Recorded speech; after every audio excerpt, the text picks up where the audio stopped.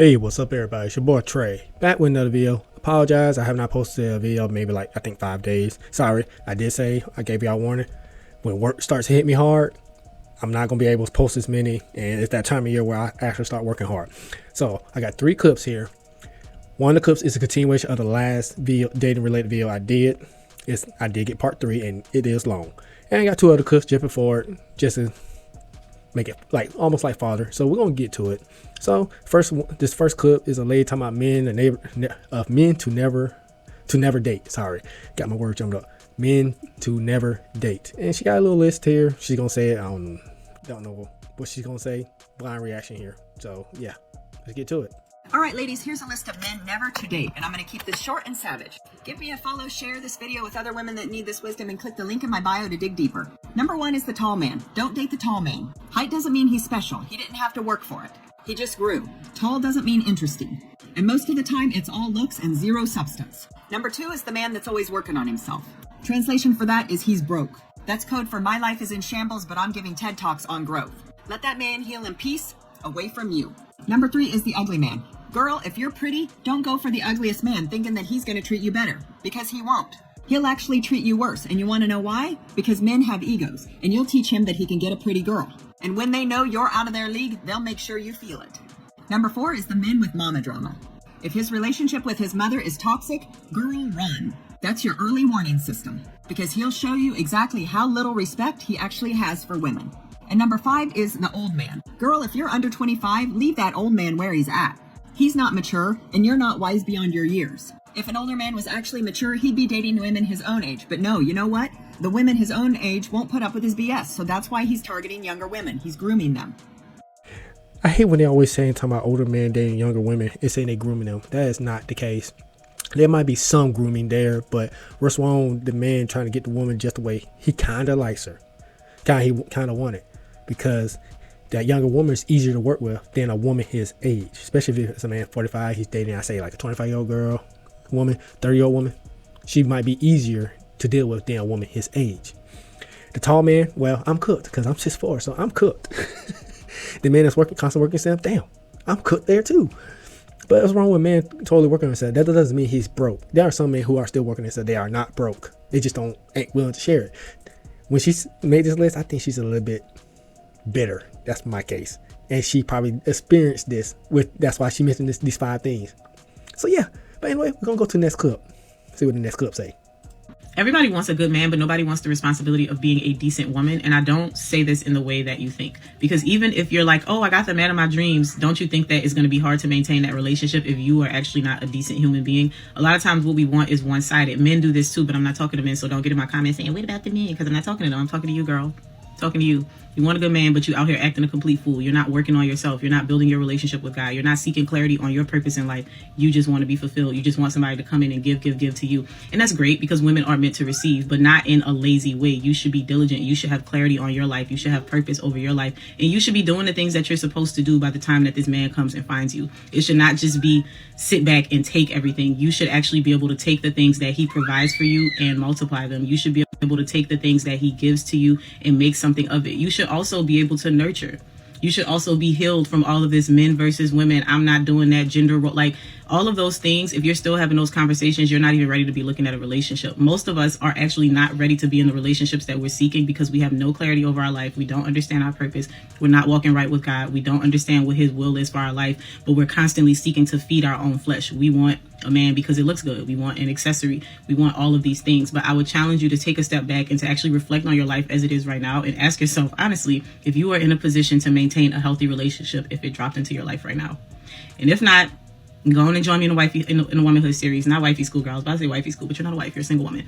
Join me in the Womanhood series. We start in a couple weeks. Registration and enrollment is going to be at the link in my bio. I will see you soon. Yeah, she said a lot there. She said a lot. And yeah, there are some men who are unhealed, but she focused on the women. And I hate to say this, a lot of our black women are like this, that she was talking about. A lot of our women are like this. And that's all I'm gonna say on that. She said plenty. I don't need to add nothing on top of that. So we're gonna get to the title clip. The title clip, well, this is a blind reaction. I did not watch it. I did not see it yet, so I'm gonna be watching it for the first time as I'm reacting to it. So don't be surprised I interject maybe 2 times, because This clip is about 6 minutes long. So yeah, we're gonna go ahead and get to it. So yeah.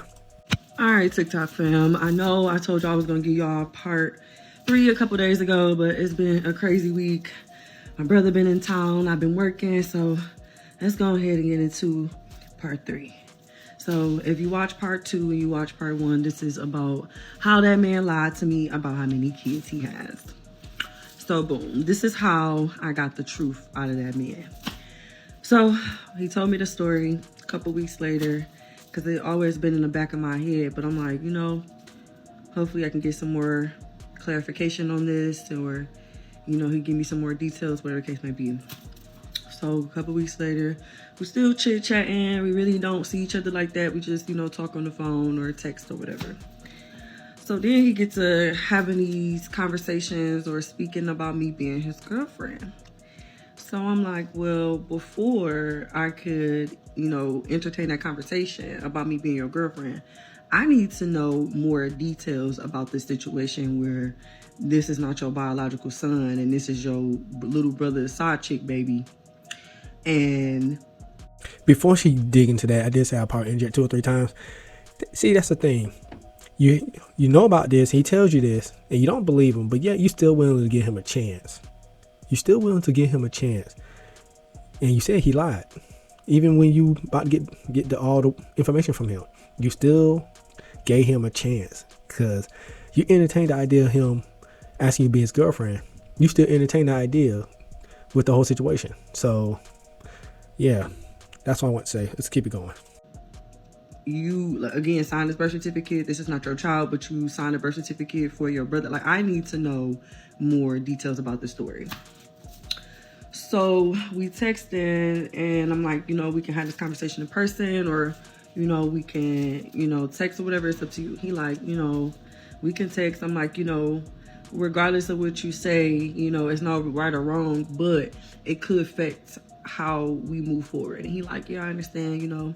I'm like, we need to be honest about what we want, you know what I'm saying? Because we need to make sure this foundation is right before I decide to move forward and pursue a relationship.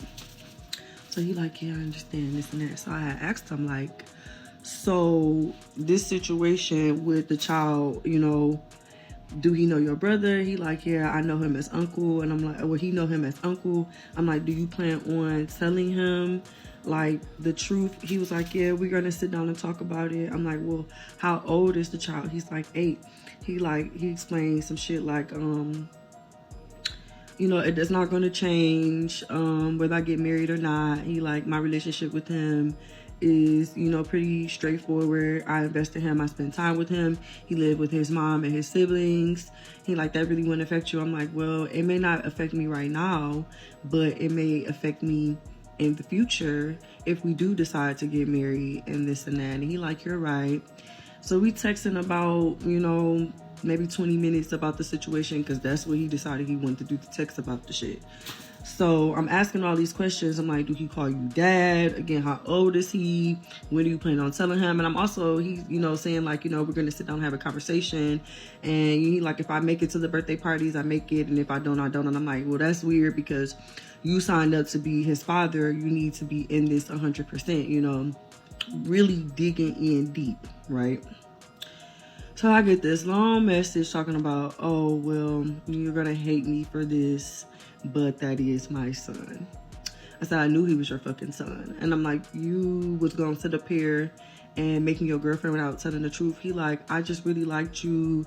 And when I mentioned I had 2 girls, I forgot about my son. How do you forget about a child that you have, your firstborn at that? Like, so you are fucking weird.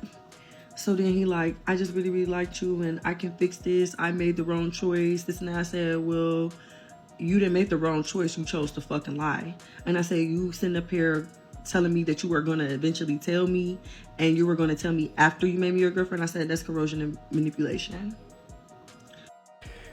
Yeah. If I was the guy, you should have just told her straight up. Told her straight up in the beginning. Sorry to pause it. I should say that first too. Yeah, you should just straight up and just told her the truth. Because the way it sounded like, she was willing to give you a chance regardless if you had 2, 3, 4 kids from the look of it. She was willing to give you a chance. And you sound like your Pookie or Ray Ray. If she's trying to give you a chance, more like a Tyrone. A straight up Tyrone. Yeah. You can't make this shit up. You can't make this shit up. All right, yeah. And I'm like, you know what? We can go ahead and end this here. And it really ain't no point of us moving forward because you are a liar. And I said, people that sit up here and make shit up like that, the story that you just made, really fucking scare me. Like, you really fucking scare me. Like, who comes up with shit like that? And then when I called you out on it the first time, you doubled down on the lie. You didn't confess and say, well, that's my son. You came up with this whole fucking story about how your brother got his side chick pregnant, and this is my bad. I had to record my mama call.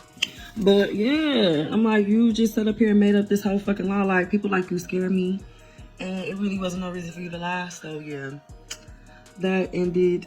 I no longer speak to him, and he like, how can I fix it? How can you fix you fucking lying like that? Like, you're a fucking weirdo. Anyway, my face is greasy from the makeup I got on today. But yeah, that's how I found out a nigga was lying about how many kids he had. Yep, that's the end of it. So yeah, this guy should have just straight up told the truth. He would have had him actually a girlfriend, despite him having 2 baby mamas. He would have had him another girlfriend if he just straight up told the truth. So to me, this is the dude's fault. And this woman don't have no kids, and she's not an ugly woman. I give her a good 6 or 7. She do look like she's a little overweight. She do. Yeah, that's me being nice. But yeah, that's all this dude's fault. And yet there are women who like dudes like that. He can have multiple baby mamas and they still like him because he probably has something that they like. I guarantee this guy was a Tyrone. His probably was over 6 feet. And I ain't gonna say the next thing. He could probably lay down the pipe right for these women. That's why they like him. And he's probably a bit thuggish. Maybe. But yeah. And unfortunately, a lot of women, not just black women, there's some in the other races, pick these kind of dudes. Black girls, Tyrone. The white women's, the Chads. Latinos, Jose. I'm sorry, I'm using different names for ones. Asian, Juan. It don't necessarily have to be Juan. But yeah, that's just how it is.